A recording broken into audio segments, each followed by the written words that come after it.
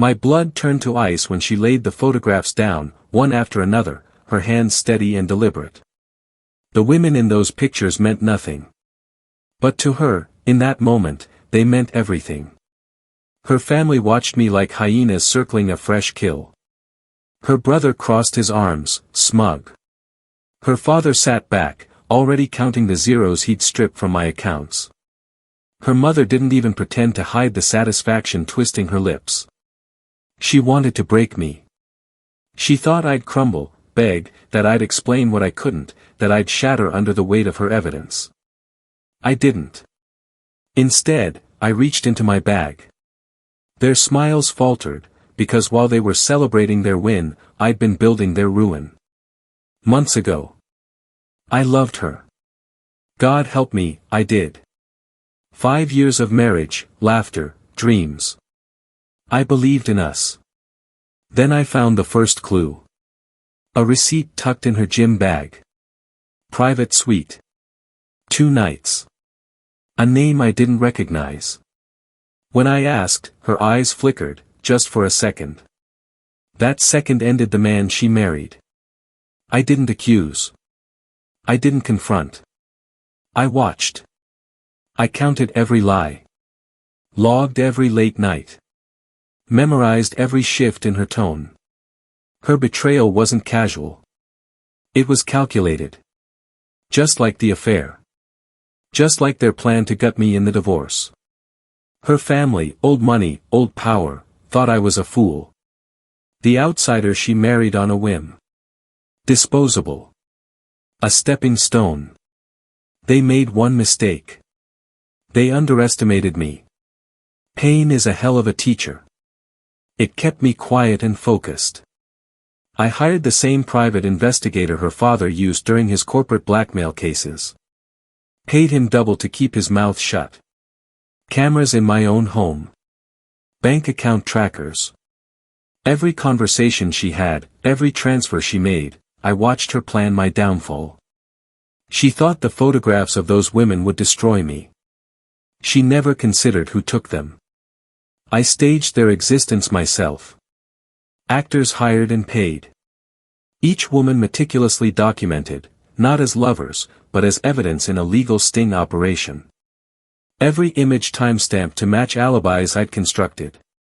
I didn't cheat, but I let her think I did. Let her family believe it, too. Because people who think they've won get sloppy. Last month, she opened a new account in her cousin's name and funneled $500,000 out of our joint savings. I traced every dollar. Last week, I quietly bought the company her father used as a tax shelter through shell firms. His empire was mine now. And today, the day they staged my execution, I brought the noose. I laid out my files slowly, mirroring her earlier cruelty.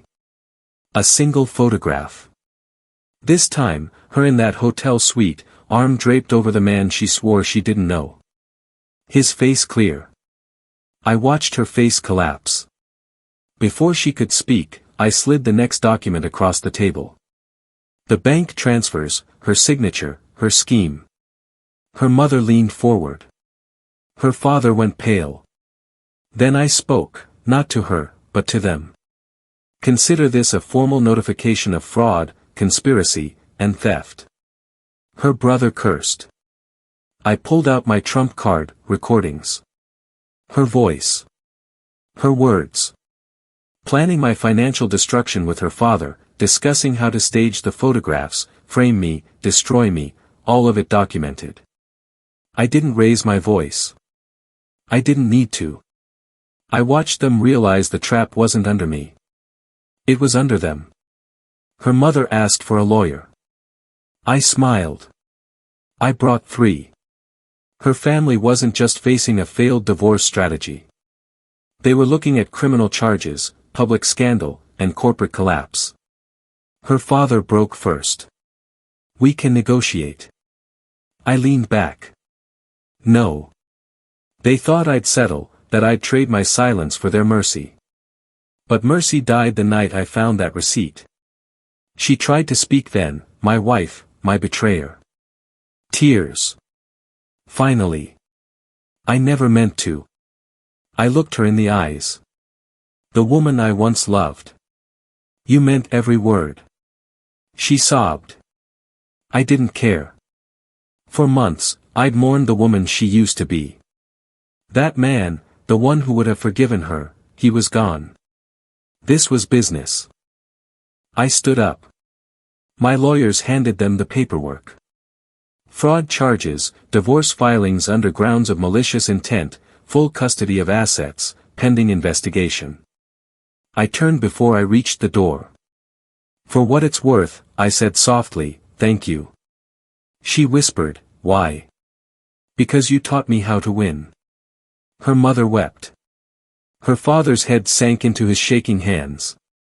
Her brother said nothing. And she just watched me walk away. I didn't look back, because there was nothing left worth seeing. Revenge isn't loud. It's not chaotic.